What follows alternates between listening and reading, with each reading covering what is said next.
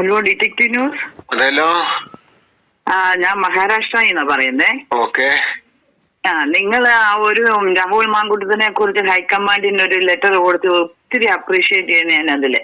കാരണം ഇതുപോലെ എല്ലാവരും, ഞാൻ 70 വയസ്സുണ്ട് എനിക്ക്, ഞങ്ങൾക്കൊരു ഇന്ന പാർട്ടിന്നൊന്നുമില്ല, ഞങ്ങൾ ആളെ നോക്കിയാ ഞങ്ങൾ നാട്ടിലുള്ളപ്പോ ഞങ്ങളെ വോട്ട് കൊടുക്കുന്നത്. പക്ഷെ ഈ ഒരു പയ്യന്റെ കാര്യത്തിൽ ഞങ്ങൾക്ക് എല്ലാവർക്കും ഒരുപാട് പ്രയാസങ്ങളുണ്ട്.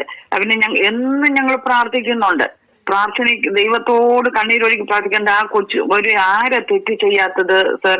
തെറ്റ് ചെയ്യാത്തത് ആരുടെ? ബൈബിളിൽ ഇപ്പൊ നീതിമാൻ ആരുമില്ല, ഒരുത്തം പോലുമില്ല. ഈ പറയുന്നവരാരും ഒരുത്തം പോലും നീതിമാനല്ല. ഇവന്മാര് തിരിഞ്ഞ് അവനവന്റെ ജീവിതത്തിലോട്ട് നോക്കിയാൽ അറിയാം ഇവന്മാരുടെ കാര്യങ്ങള്. നിങ്ങളെ ഞാൻ ഒത്തിരി അപ്രീഷിയേറ്റ് ചെയ്യുന്നു. ഇങ്ങനെ എല്ലാ ചാനലുകാരും ഹൈക്കമാൻഡിന് ലെറ്റർ ഇട്ടായിരുന്നെങ്കിൽ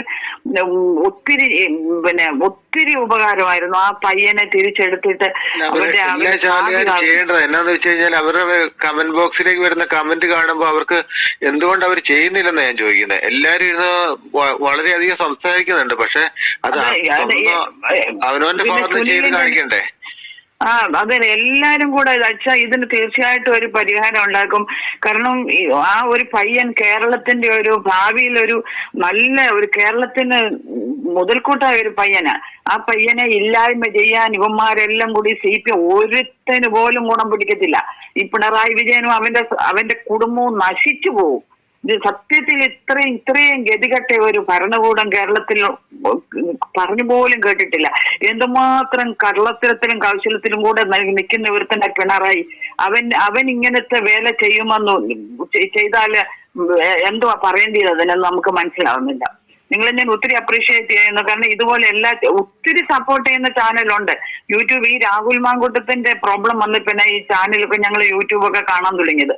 കാരണം ഒരുപാട് സപ്പോർട്ടേഴ്സ് ഉണ്ട്. ഒരുപാടെന്ന് പറഞ്ഞാൽ ആരോട് ചോദിച്ചാലും രാഹുലിന്റെ സപ്പോർട്ടേ പറയത്തുള്ളൂ. പക്ഷെ ആ ഒരു പയ്യനെ ഇത്രയും നാണം കെടുത്തി ചാനലുകാർ തന്നെയാണ്, ഈ പ്രമുഖ ചാനലുകാർ തന്നെയാണ് ഇപ്പൊ അവര് തന്നെ പയ്യെ ചെറിയ വാർത്തകളൊക്കെ കൊടുത്തു തുടങ്ങി. പക്ഷെ ഇവര് ഒരു ക്ഷമയെങ്കിലും പറയുന്നുണ്ടോ രാഹുൽ മാങ്കൂട്ടം തെറ്റായി പോയെന്ന്?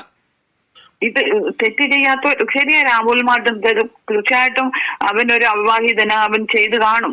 അത് ആരാ അവനായത് നല്ലവനായിട്ടുള്ള ഒരു ആ ഷോയും ഇവനൊക്കെ ആരാ? ഇവന്മാരുടെ കൂട്ടത്തിലാണെങ്കിൽ മുതുക്കന്മാരിരുന്ന് തെറ്റ് ചെയ്ത് ഇവന്മാരെ എല്ലാം വെച്ചിട്ട് ഈ പയ്യന്റെ മണ്ടയ്ക്ക് കയറും. പക്ഷെ ഒരിക്കലും അവനൊരു ഇത് വരത്തില്ല. കാരണം ആയിരക്കണക്കിന് ആളുകളുടെ പ്രാർത്ഥന അവന്റെ കൂടെ ഉണ്ട്. ഞങ്ങളൊരു ക്രിസ്ത്യാനിയെ, ഞങ്ങൾ ഒത്തിരി പ്രാർത്ഥന ഞങ്ങളെല്ലാം ചെയ്യുന്നുണ്ട്.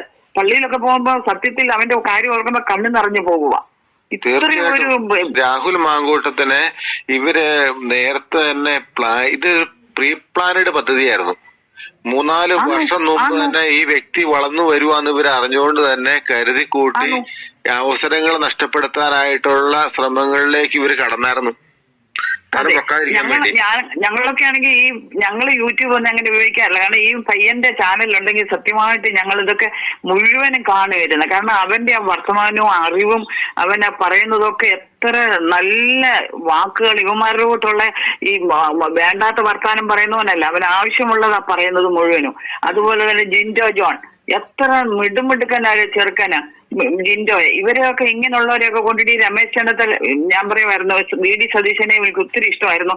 കാരണം ഈ ബൈബിളിൽ ഒത്തിരി ജിൻഡോയ ഉണ്ടല്ലോ, ജിൻഡോയ രാഹുൽ മാങ്കൂട്ടത്തായിട്ട് നന്നായിട്ട് ചവിട്ടിയിട്ടുണ്ട് കേട്ടോ. അതോ നമുക്കറിയത്തില്ല അവിടുത്തെ പൊളിറ്റിക്സ് ഒക്കെ എന്തുവാന്ന്. പക്ഷെങ്കില് കുറ്റപ്പെടുത്തി ഇഷ്ടമായിരുന്നു.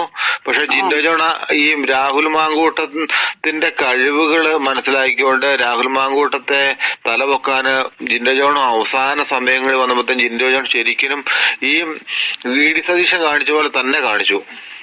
ഈ VD സതീശനെ എനിക്ക് ഭയങ്കര ഇഷ്ടമായിരുന്നു. അവന് ഒത്തിരി നല്ല, ഞാൻ നോക്കി ഞങ്ങളുടെ മെത്രന്മാർ പോലും പറയാത്ത കാര്യങ്ങള് ബൈബിളിന്റെ ഒക്കെ പറയും. പക്ഷെ അത്രയും ബൈബിള് പഠിച്ച ഒരാൾക്ക് ഒരു യേശുദമ്പുരാൻ ആണെങ്കിൽ ഒരു പാപിനിയായ സ്ത്രീയെ കൊണ്ടുവന്നിട്ട് പറയുന്നു നിങ്ങളിൽ പാപമില്ലാത്തവൻ കല്ലെറിയട്ടെ. ഇത് VD സതീശൻ വായിച്ചിട്ടില്ല എന്നാ എനിക്ക് തോന്നുന്നത്.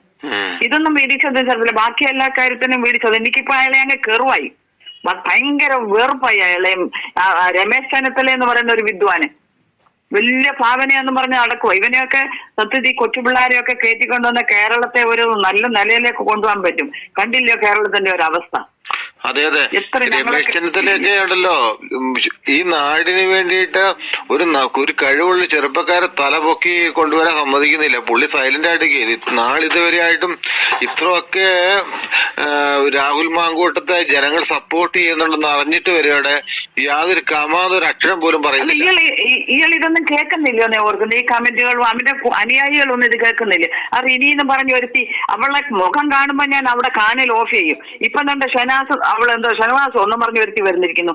അവൾ ഒത്തിരി ന്യായീകരിച്ചോണ്ട് അവളെ പറയാം, അവളൊരു വിദ്യാഭ്യാസമുള്ള പെണ്ണാണ്, അവൾ പറയാമെന്ന് വർത്തമാനം ഒരു കോൺഗ്രസ് നേതാവാണ് പറയുന്നത്. അവളെയൊക്കെ പുറത്താക്കേണ്ടതല്ലയോ സതീശനെ? എന്തുകൊണ്ട് ഇവളെയൊക്കെ പുറത്താക്കുന്നില്ല? എഴുത്തുകാരി ഇങ്ങനെയാണോ സംസാരിക്കുന്നത്? അതെ, അവളുടെ ഒരു കൾച്ചർ ഇല്ലാത്ത ഒരു സംസാരമല്ലേ അവളുടെ കൾച്ചർ. ഇവളൊക്കെയാണ് എഴുത്തുകാരി എന്ന് പറയുന്നത്.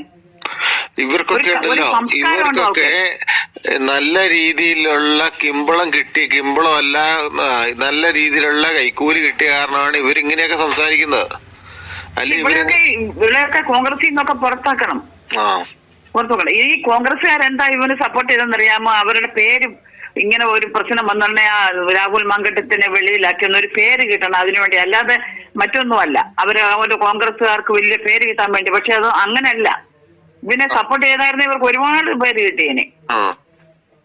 കോൺഗ്രസ് എന്ന് പറയുന്ന ഒരു പ്രസ്ഥാനം അത് ഇന്നൊന്നും തുടങ്ങിയതല്ലല്ലോ. ഇത് പറ്റതെല്ലാം മുളച്ചു വന്നതല്ലേ. ഇതിനെ ചവിട്ടി തേക്കാനെ കൊണ്ട് ഈ സതീശൻ, പക്ഷെ എനിക്ക് തോന്നുന്നില്ല സതീശൻ ഇപ്രാവശ്യം ജയിക്കുമെന്ന്. സതീശനെ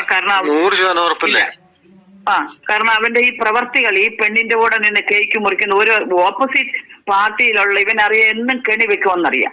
അവളുടെ വാക്ക് കേട്ടോണ്ട് ഈ പയ്യനോട് കാണിച്ചതിന് ദൈവം തമ്പുരാൻ അവന് കണക്ക് പറഞ്ഞേ ഒക്കത്തുള്ളൂ. ദൈവം തമ്പുരാൻ അവനോട് കണക്ക് ചോദിക്കും. ദൈവം തമ്പുരാൻ പറഞ്ഞെങ്കിൽ ശത്രുവിനെ പോലെ സ്നേഹിക്കാം. കാരണം ഒരു ചെറുക്കനെ അവന് മനസ്സിലാക്കാനോ അവനോട് ഒരു ക്വസ്റ്റ്യൻ ചെയ്യാനോ എന്തോ ഒരു വാക്ക് അവനോട് ചോദിച്ചിട്ടുണ്ടോ ഈ കാര്യത്തെ കുറിച്ച്? ചാലുകാരെ വിളിച്ച് ഇന്റർവ്യൂ കൊടുത്തിട്ട് രാഹുൽ മാങ്കൂട്ടം തന്നെ അറിഞ്ഞത് ചാനൽ വഴിയാണ് അറിഞ്ഞത് തനിക്കെതിരായിട്ട് ഇതുപോലൊരു പട പൊരുതുന്നുണ്ടെന്ന്. ഈ കിം ഒരു സംഭവം ഉണ്ടല്ലോ, രാഹുൽ മാങ്കൂട്ടം പറഞ്ഞൊക്കെ പിടിച്ചിട്ട് കഴിഞ്ഞാൽ അവന്റെ ആ ഒരു അവസ്ഥയൊന്ന് നോക്കി നാറ്റിച്ചവനെ ഇല്ലാതാക്കി ഇവന്മാര്. പക്ഷെ ഇതുപോലെ ഇവന്മാരല്ല ഈ പിണറായി ഒക്കെ നോക്കി ഇതുപോലെ ചീമോട്ട അറിയാണ്.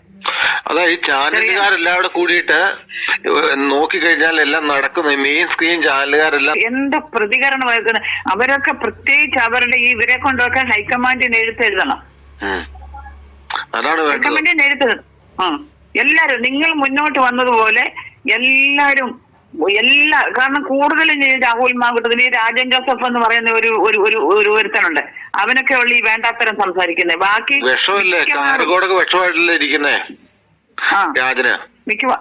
മിക്കവാറും എല്ലാരും പിന്നെ രാഹുൽ എല്ലാ ചാനലും എത്ര നല്ലതായിട്ടാ പറയുന്നത്. ഞങ്ങൾ മറ്റൊരു ചാനൽ വരുമ്പോഴേ ഞാൻ നോക്കത്തേ ഇല്ല.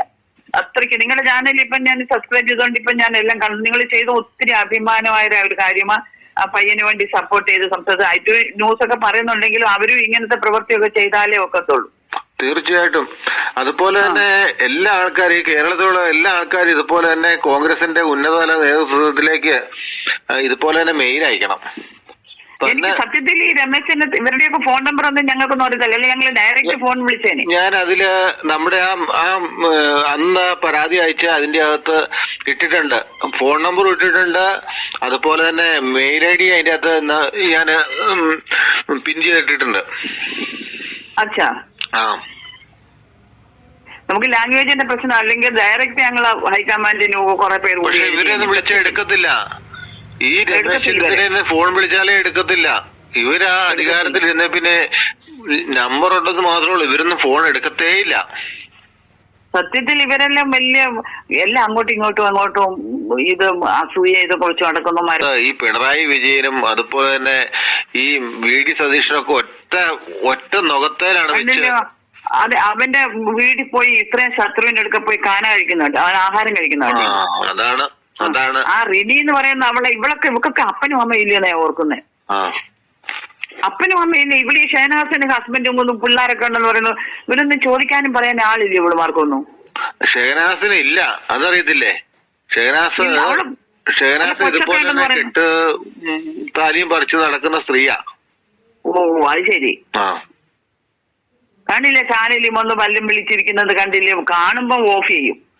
കുടുംബമായിട്ട് ജീവിക്കുന്നവര് ഇതുപോലെ ഇങ്ങനെയാണോ സംസാരിക്കുന്നേ? അതെ, അവിടെ ഇത്ര കൾച്ചറില്ലാത്ത സംസ്കാരം ഒരു പറയാം, അവിടെ വായിൽ നിന്ന് വരാവുന്ന വർത്തമാനോ, കോഴിയാ പൂവൻ കോഴിയാ ഇതൊക്കെ പറയാവുന്ന വർത്തമാനമാണ്. അവളൊരു വിദ്യാഭ്യാസമുള്ള സ്ത്രീയാണോ, എഴുത്തുകാരിയാണോ പറയുന്നത്, എന്തോ ഇതിന്റെ എഴുത്താന്ന് അറിയത്തില്ല. എന്തോ ചെയ്യാൻ ആ ദൈവത്തോട് പ്രാർത്ഥിക്കുക, ആ ചെറുക്കനെ ദൈവം തമ്പുരാനെ എനിക്ക് സത്യത്തിൽ എന്നും ഓർക്കുന്ന ഒരു വ്യക്തിയാ ഇപ്പോഴും. ഞങ്ങളൊക്കെ മഹാരാഷ്ട്രയിലാണെന്ന് പറഞ്ഞാൽ ഞങ്ങൾക്കൊക്കെ എത്ര പ്രയാസം, ഞങ്ങളൊക്കെ ഇത് കാര്യങ്ങൾ സംസാരിക്കുമ്പോഴൊക്കെ എല്ലാവരുടെയും വായിൽ നിന്ന് നാട്ടിൽ നിന്ന് തന്നെ ഫോൺ വരുന്ന എല്ലാം ഇത് തന്നെ. ഞങ്ങൾ സംസാരിക്കുമ്പോൾ എല്ലാം പറയുന്നത് രാഹുലിന് വേണ്ടി പ്രാർത്ഥിക്കാത്തവരില്ലെന്നാ പറയുന്നത്. ഇതെല്ലാ ആൾക്കാർക്കും അറിയാം. ഈ ചാനലുകാർക്ക്, മെയിൻ സ്ക്രീൻ ചാനലുകാർക്കെല്ലാം സംഭവം മനസ്സിലായി, ഇതിന്റെ കാര്യങ്ങളെല്ലാം മനസ്സിലായി. പക്ഷെ ഇവര് ഒരു നല്ല അഭിപ്രായം പറയാൻ, ഇവര് പറഞ്ഞതെല്ലാം തെറ്റാന്ന് ഇവർക്ക് തന്നെ ബോധ്യമായി. പക്ഷെ ഇവര് പറഞ്ഞ വാർത്തകള്, ജനങ്ങളിലേക്ക് കൊടുത്ത വാർത്തകൾ തെറ്റായി പോയതിനൊരു കമാനരക്ഷം പറയുന്നുണ്ടാവും ചാനലുകാര്. തെറ്റിദ്ധരിച്ച് പോണം ജനങ്ങളുടെ മുമ്പില്. ഇതിലൊക്കെ വലിയ തെറ്റുകൾ ചെയ്ത മുകേഷ് ഇവനൊക്കെ ഇതിന്റെ അകത്ത് ഇരിക്കുന്നു. ഇത് തിരിക്കുമ്പോ ഇവന്മാർ എങ്ങനെ അവന്റെ MLA സ്ഥാനം റദ്ദാക്കാനെ കൊണ്ടുള്ള പണികൾ നോക്കി നടക്കുമോ? അതാ അവന്റെ MLA സ്ഥാനം പോയാൽ പിന്നെ അവന് ഇനി മത്സരിക്കാൻ ഒക്കുമോ? ഇനി വേറെ എവിടെയെങ്കിലും തീർച്ചയായിട്ടും മത്സരിക്കാനില്ലേ? എനിക്ക് തോന്നിപ്പോ VD സതീശൻ ഇച്ചിരി കഴിഞ്ഞിട്ടുണ്ട്. ഈ രമേശ് ചെന്നിത്തല ഇന്നലെയും പറയുന്നത് പാർട്ടിയിൽ നിന്ന് പുറത്താക്കിയതാണ്, ഞങ്ങളുടെ പാർട്ടിയിലുള്ളവനല്ല. സത്യത്തിൽ ഇവനെ രണ്ടിനെ തോപ്പിക്കണം.